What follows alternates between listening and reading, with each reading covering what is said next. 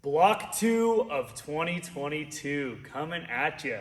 It's insane that we're already through the open. Honestly, it's pretty crazy.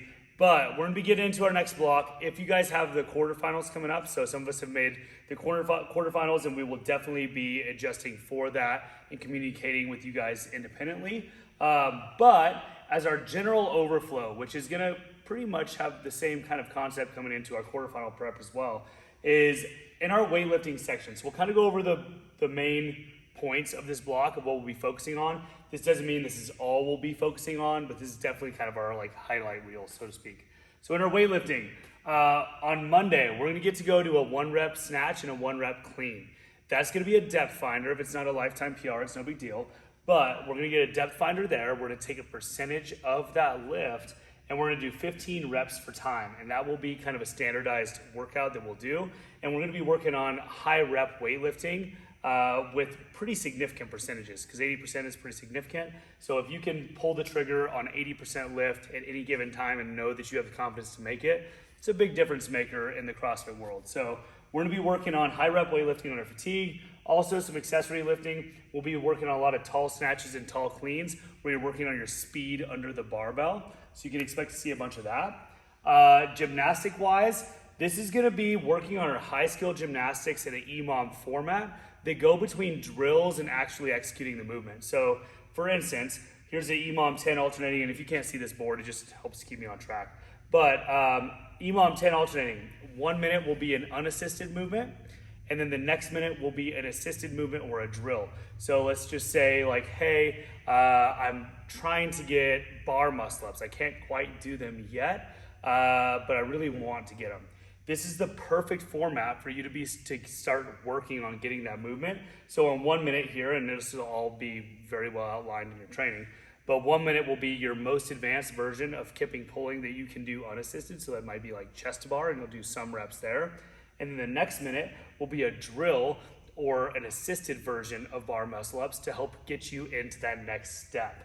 And then we can always, and it'll have big notes in there, you can always kind of reframe and now, okay, I'm gonna try a straight up bar muscle up now instead of a chest to bar. So this is gonna be a great setting for you guys to get some real exposure on those movements that are just a little bit out of reach and start trying to actually make those attainable. The next thing we're gonna do in our gymnastic setting is some compound fatigue sets. So meaning that you're gonna do movements that are antagonistic together. So for instance, next week you guys have 5 sets of 60 seconds max distance handstand walk, 60 seconds of max strict handstand push-ups, and 2 minutes of rest, or 1 minute of rest here. Now, in this setting, for those of you guys who are really good at these movements already, it's gonna build up your tolerance to be doing those movements under high fatigue. If we do not have those movements down yet, whatever movements we're gonna be working on, whether it's handstand walk, double unders, toes to bar, muscle ups, whatever, is that this is gonna be a great opportunity to get some more exposure to practicing these high skill movements in a more low intensity or focused session than a typical, like obviously Metcon.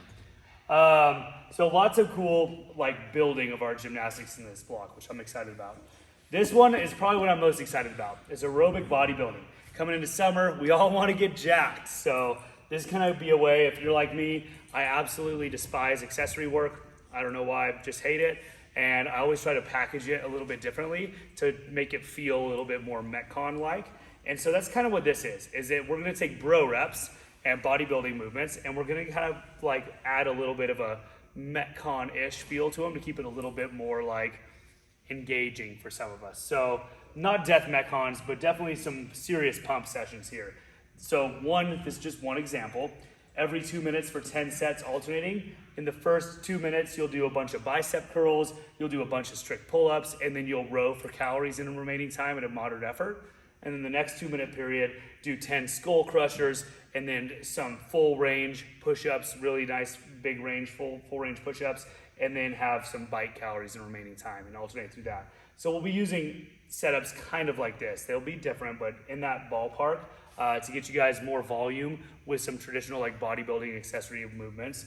In our aerobic effort, so these two and the yellow shows up like shit, you probably can't see that. But in our aerobic effort, we're gonna be using I know everyone's gonna love this, a 20-minute FTP test on the Echo Bike. So that's a functional threshold power test. And essentially what this test does is 20 minutes of finding the highest average watt that you can hold for 20 minutes on the bike. Now, I've done this multiple times. It's less than pleasant for sure. But when we work on this, and we'll be taking percentages of that pace and using that in other workouts and then building on it and retesting. But the reason that we do this is because this is something to where it gives you your rock bottom number that you know you can hold in a Metcon pretty much no matter what. So if you can hold it for 20 minutes, let's just say that your average, we'll call it RPMs because most people know RPMs better. If your average RPMs like, hey, for 20 minutes, I can hold 65 RPMs.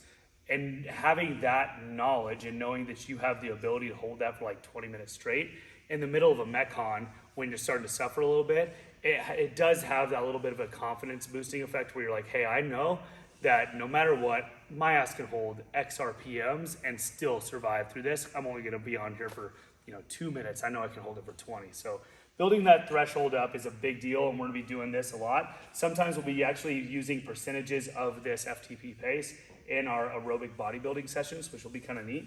And then Metcon wise, we're gonna have one long Metcon. Like we're gonna have a million different Metcons, but we'll have at least one 20-minute plus Metcon per week, and we're gonna start implementing some running. And I'll have a non-running option as well if it's freezing balls cold wherever you're at.